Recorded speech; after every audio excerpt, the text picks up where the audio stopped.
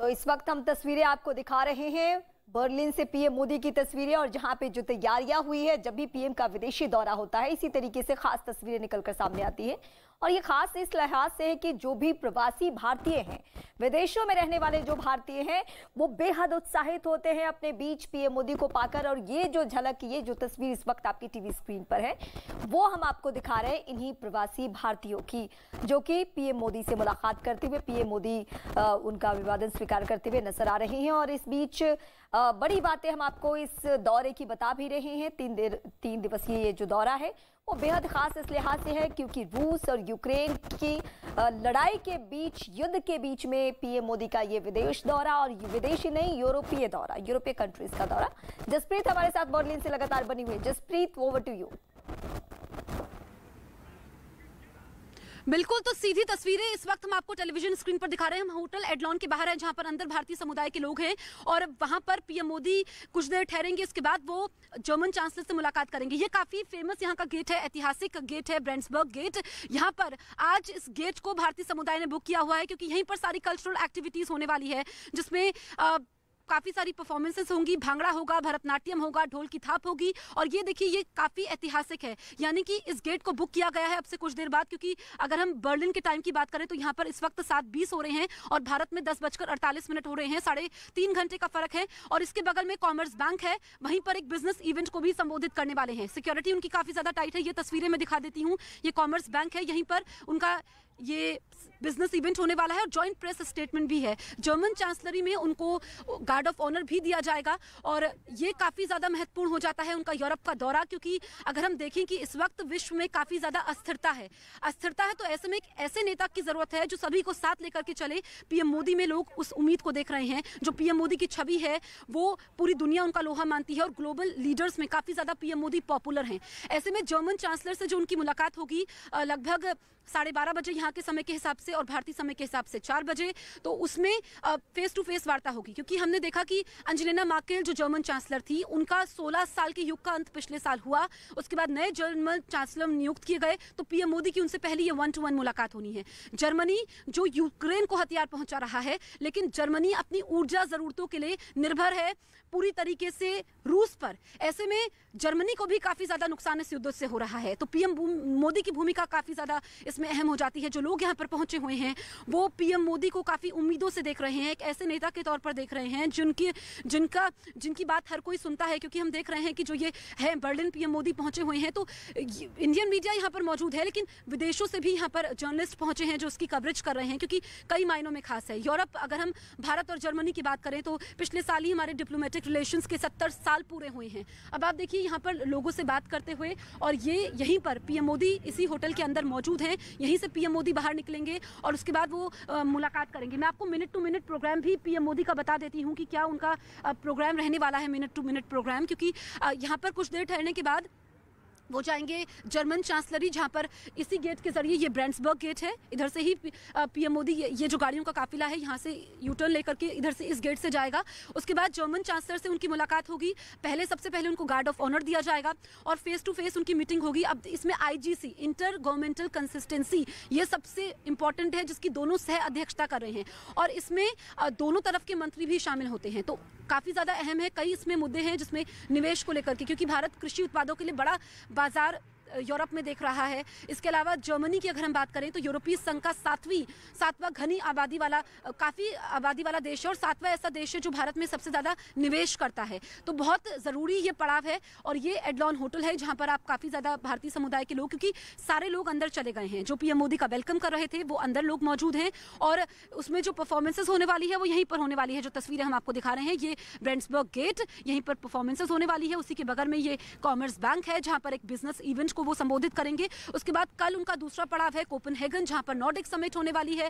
फिर वो फ्रांस जाएंगे, पेरिस में पहले ऐसे ग्लोबल लीडर होंगे जो इमैनुअल मैक्रो से मुलाकात करने वाले हैं। ये मुलाकात उनकी छोटी होगी लेकिन काफी महत्व होगी, क्योंकि हमने देखा है कि भारत और फ्रांस के काफी ज्यादा अच्छे संबंध हैं। आप देखिए कि यहाँ पर अगर हम देखें तो यहाँ पर भारतीय फ्लैग भी है, भारत का झंडा आप देख सकते हैं।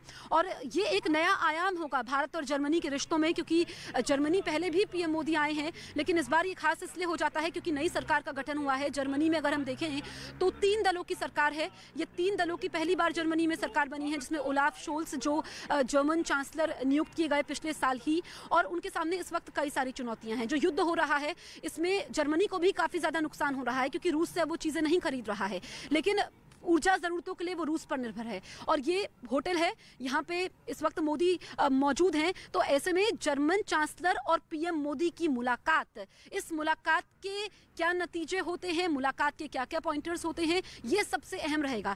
एजेंडा क्या है मैं आपको ये भी बता देती हूँ। देखिए एजेंडा ये है कि इसमें सबसे पहले तो ये है कि अपने जो द्विपक्षीय मुद्दे हैं उन पर बात हो, उनके रिश्तों को एक नया आयाम मिले। इसके अलावा जो वैश्विक मुद्दे हैं, और वैश्विक मुद्दे में इस वक्त युद्ध सबसे अहम है, तो उसको लेकर के शांति दूत की भूमिका क्या पीएम मोदी निभाएंगे। और ये आप देखिए लोग काफी तादाद में मौजूद हैं, जो लोगों को आप देख सकते हैं। और ये ब्रांड्सबर्ग गेट है जहां से हम इस वक्त आपको सीधी तस्वीरें दिखा रहे हैं। काफी ज्यादा अहम हो जाता है उनका ये दौरा, क्योंकि वो 3 दिनों की यात्रा पर हैं। और इसमें अगर हम देखेंगे तो शाम को उनका कम्युनिटी रिसेप्शन भी होने वाला है, जिसमें 18,000 भारतीय समुदाय के लोग मौजूद रहेंगे और उनसे वो वार्ता करने वाले हैं, जो काफ़ी अहम होता है, क्योंकि काफ़ी एक लंबे अरसे के बाद पीएम मोदी विदेशी धरती पर भारतीय प्रवासी भारतीयों से मुखातिब होने वाले हैं। ये सबसे अहम हो जाता है, जिसके लिए उन्होंने लंबी चौड़ी तैयारी की है। और हमने देखा कि जब पीएम मोदी यहाँ पर पहुंचे होटल एडलॉन में, तो किस तरीके का उत्साह लोगों में था। लोग काफ़ी दूर से यहाँ पर आए हैं, और हम ये देख रहे हैं कि पूरे जर्मन, न सिर्फ बर्लिन के लोग यहाँ पर मौजूद हैं इधर, बल्कि पूरे जर्मनी के अलग अलग इलाकों से लोग लंबा सफर तय करते हुए यहाँ पर पहुंचे हुए हैं। और अगर हम देखें, क्योंकि जर्मन चांसलर की हम बात करें तो उनका रुख क्या है, वो कीव भी गए हैं। जर्मन चांसलर कीव भी गए हैं, और उसके बाद जर्मन चांसलर कीव गए, उसके बाद वो रूस मॉस्को भी गए, ताकि नतीजा निकल पाए कोई।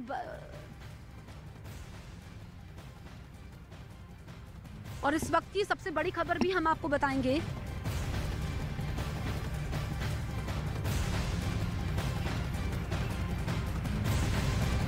इस वक्त की सबसे बड़ी खबर हम आपको बता रहे हैं, पीएम मोदी यूरोप के दौरे पर हैं। आज उनका पहला पड़ाव जर्मनी का है, काफी अहम उनका ये दौरा है, और उनका भव्य स्वागत यहाँ पर किया गया है। कई सारे ऐसे मुद्दे हैं जिनको वो छुएंगे, लेकिन इस वक्त जो युद्ध चल रहा है उसको लेकर के उनकी बातचीत होगी। होटल में प्रवासी भारतीय बड़ी संख्या में मौजूद थे, जिन्होंने उनका भव्य स्वागत किया है। आज यहाँ पर बड़े कल्चरल इवेंट्स भी होने वाले हैं। ये सबसे ज्यादा अहम हो जाता है पीएम मोदी का दौरा। आज बर्लिन में पीएम मोदी हैं, अब से कुछ देर पहले वो पहुंचे हैं।